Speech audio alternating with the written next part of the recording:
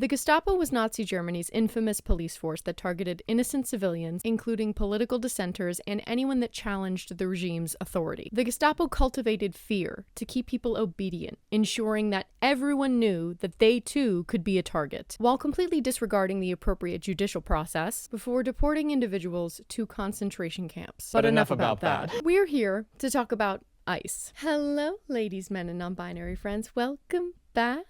So I filmed this 5 days ago, and in that time 1,000 more things have come out about ICE. So bits where I look like this are parts where I refilmed or added updates. Thanks. If you want to support what I do here, I have a Patreon, or you can like and subscribe for more coverage. The unchecked power that ICE currently has is not only eroding the rights of immigrants, but anyone within the bounds of the United States, citizens included. We've already seen how flagrantly ICE has violated the law and the Constitution for the sake of safety, when all they've done is intimidate and threaten everyone who calls the United States their home.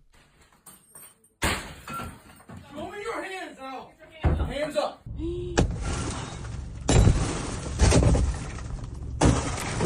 Literally drove my car to Canada for the weekend. And on the way back, I was treated like a criminal. After nearly 5 hours, Atala says he and his wife were released. Stop, ma'am! Stop! Report of a federal agent surrounded by about 24 people. ICE was here, the community gathered. We found out that they didn't have a warrant. They didn't have not just a judicial warrant, they didn't have a warrant at all. They wouldn't present it. And the community decided that these women were free to go, and the women decided to go and exercise their right to leave because they were not being detained. At that point, the police continued to try to brutalize them, to rip the baby out of the mother's arms, 4-week-old baby, it looks like, and the community tried to intervene and help them.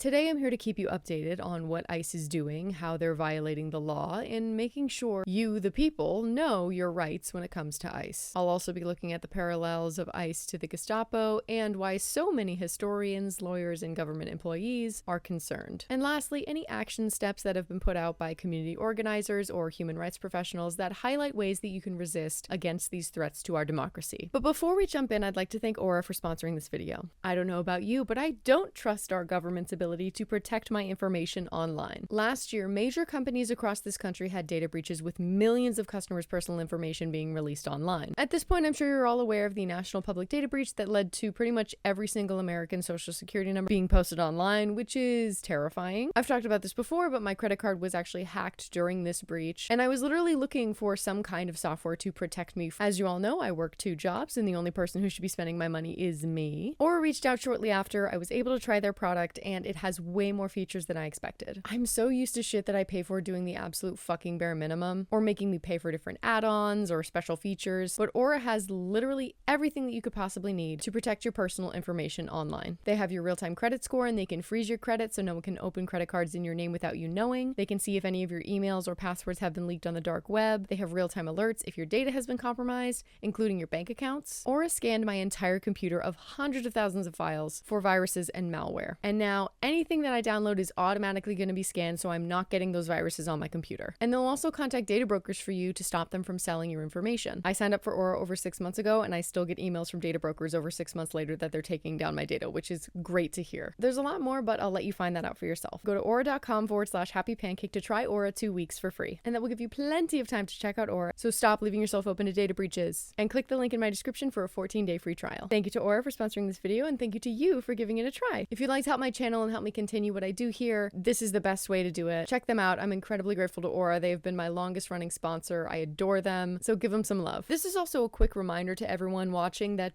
being an illegal immigrant is not actually a crime. It's a civil violation. It's not a crime to be undocumented. It is not a crime to be undocumented. Right.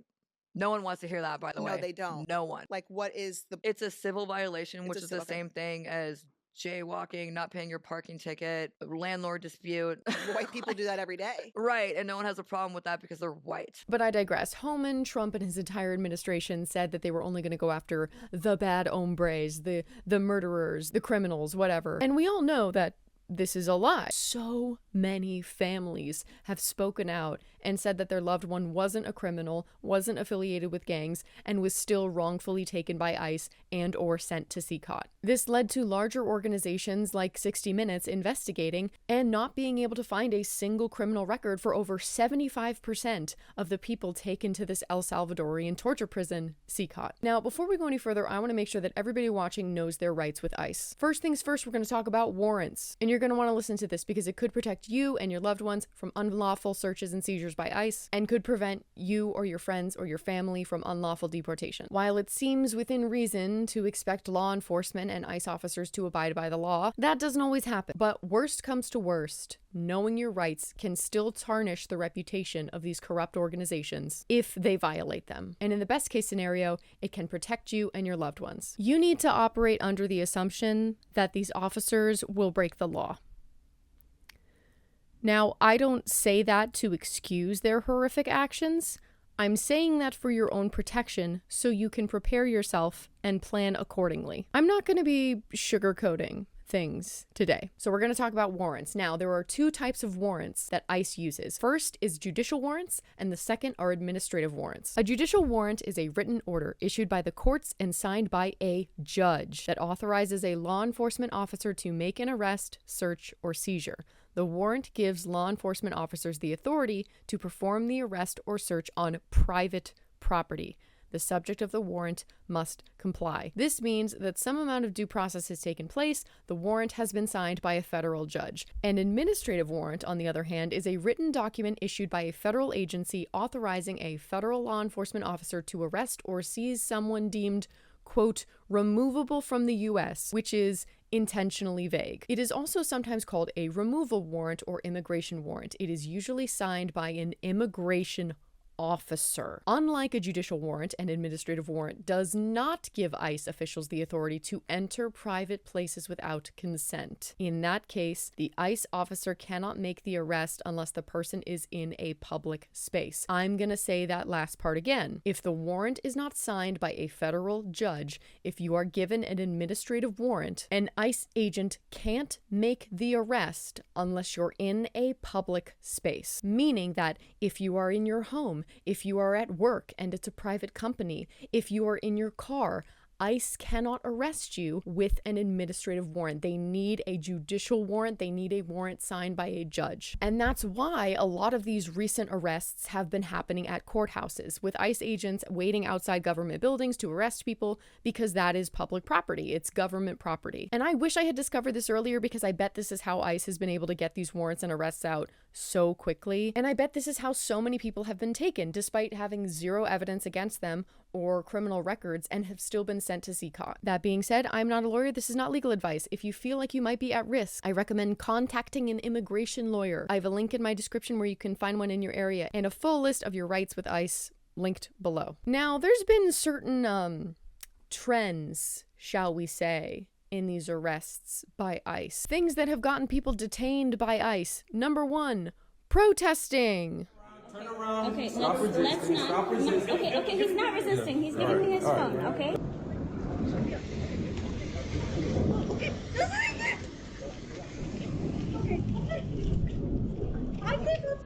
You guys really don't need to be doing all of that. It's fine. It's fine. Maybe it's fine. Come on. حبيبي كيف بدي اتصل فيك؟ Take Amy. Go.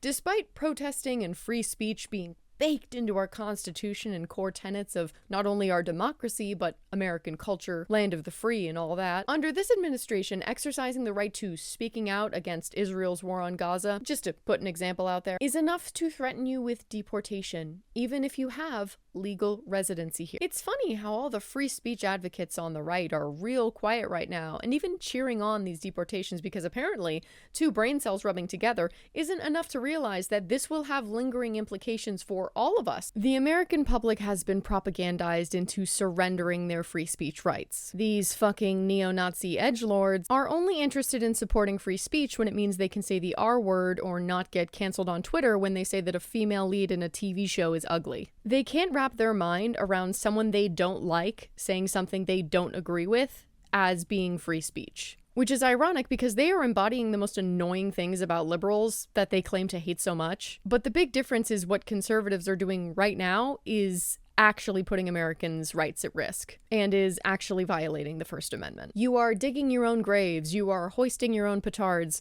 You have become what you feared most. The second thing that can get you detained is having tattoos, which is wild because a third of Americans have tattoos, which means ICE could indiscriminately deport pretty much anyone if they continue using this logic, which is exactly what they're doing. ICE has been retroactively assigning unrelated tattoos to gangs to justify the arrest and deportation of innocent individuals to CICOT, the torture prison in El Salvador, may I remind you, for having tattoos. And I'm not an idiot. I do understand that some tattoos have a history of gang affiliations, but are you really trying to get us to believe that the autism awareness tattoo means you're a member of a fucking gang?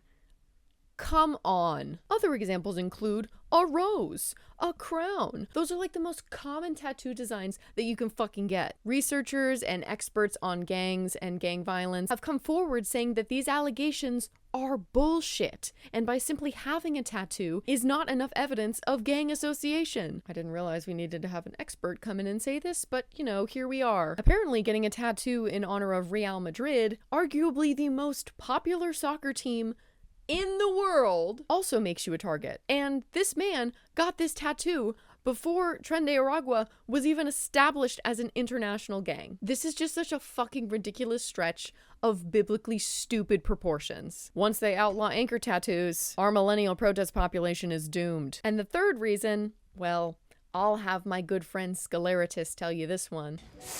The greatest crime of them all. Nothing at all. We've seen numerous attacks from ICE on US citizens and innocents with absolutely no repercussions, even when the administration admits that they're wrong. Oopsies, I guess we got it wrong. You're not mad though, right? But there's one case that I want to get into which is profoundly disturbing, of an innocent Oklahoma family with young daughters that was raided by ICE. You come to Oklahoma and you get treated like this. For what? This woman, who we're calling Marissa, and her 3 daughters came to Oklahoma from Maryland looking for a slower, more affordable pace of life. They rented this house in a nice, seemingly safe northwest Oklahoma City neighborhood, but any semblance they had of comfort went out the window when 20 men armed to the teeth busted through it Thursday morning. I don't know who they were. They had guns. It was dark. All the lights were off. They were federal agents, Marissa says, with the U.S. Marshals, ICE, and the FBI. And I kept asking them, like, who are you? What are you doing here? What's happening?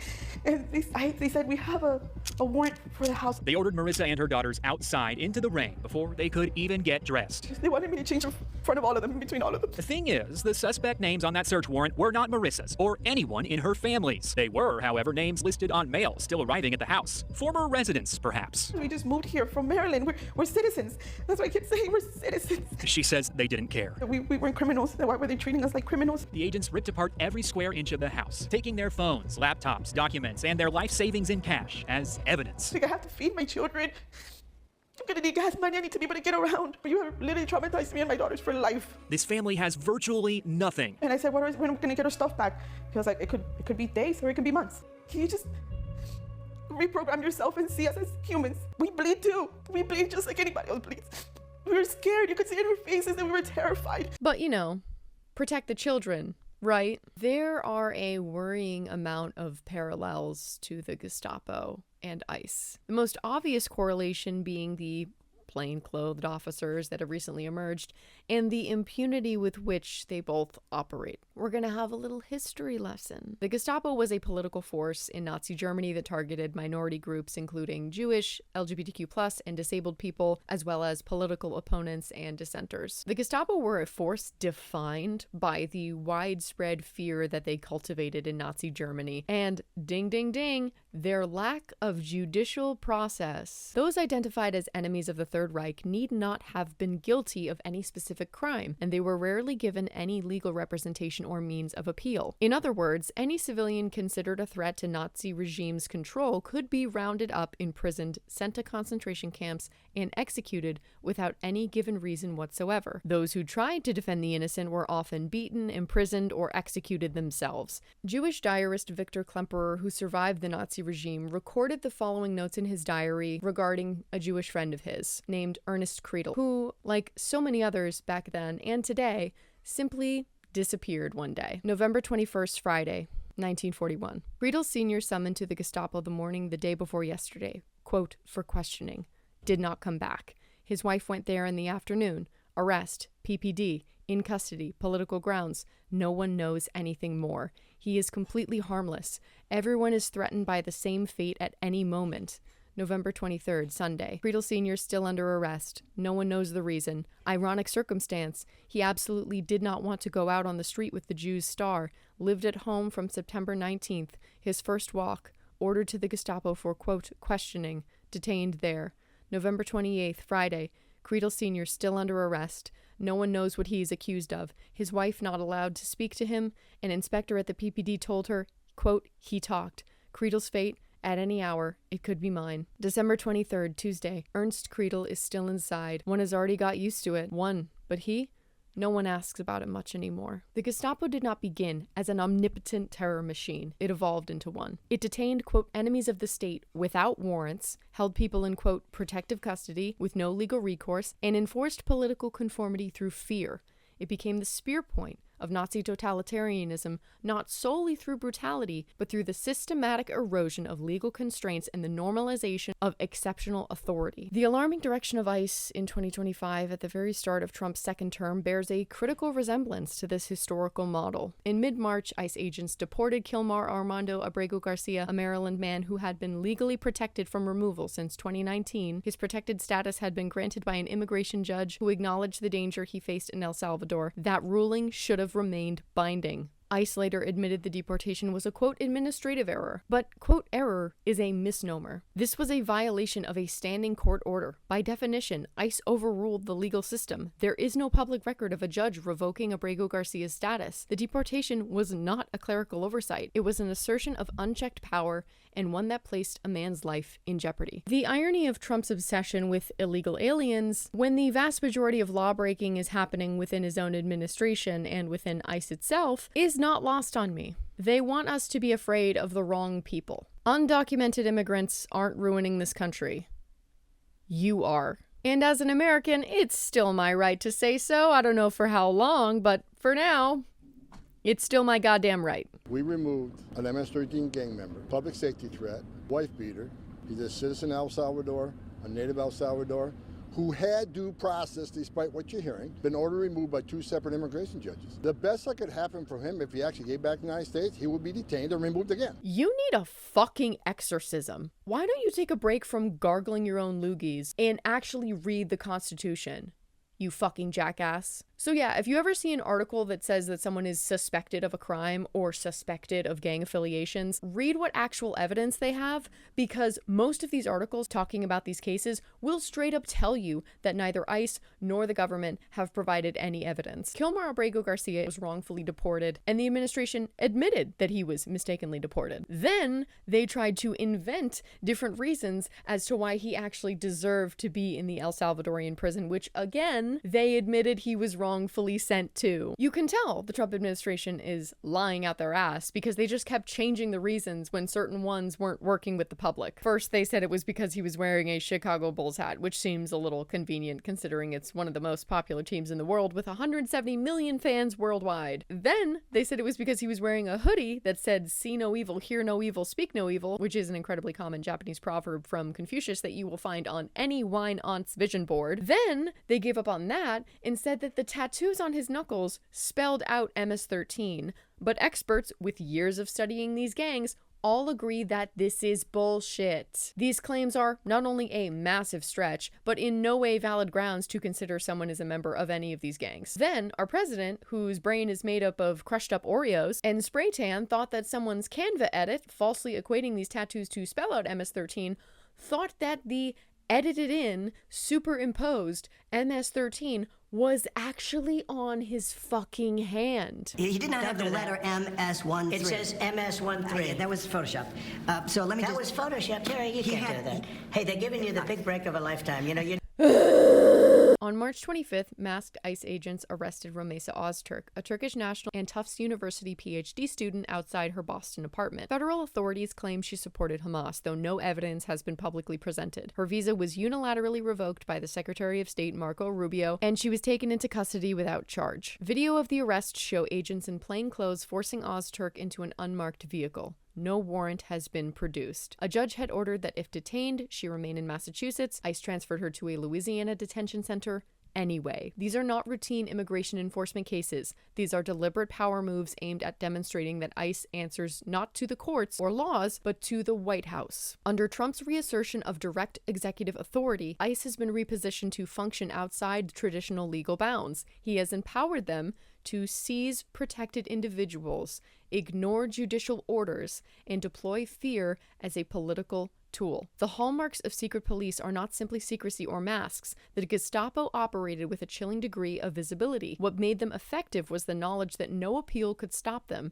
They were, quote, lawful only in the sense that the law had been rewritten to permit and shield their actions. Their true power came from impunity. Trump's regime is openly testing that same model. Deporting a man with protected status is not simply a mistake. It is a statement. Detaining a scholar under vague accusations without evidence in defiance of court orders is not security policy. It is intimidation. And much like the Gestapo in Nazi Germany, we're seeing ICE go after legal residents, not criminals. Rumeysa Öztürk was not undocumented. Kilmar Abrego Garcia had legal protections to remain in the U.S., and yet both were targeted, both were detained, and Kilmar was wrongfully deported and may never see his wife and child ever again. Like the Gestapo, ICE is employing euphemisms such as, quote, administrative transfer, quote, security concern, quote, status review, to bypass due process. And like the Gestapo, ICE now employs fear as policy. Fear of seizure, of surveillance, of disappearance into a remote detention center with no legal remedy. Visually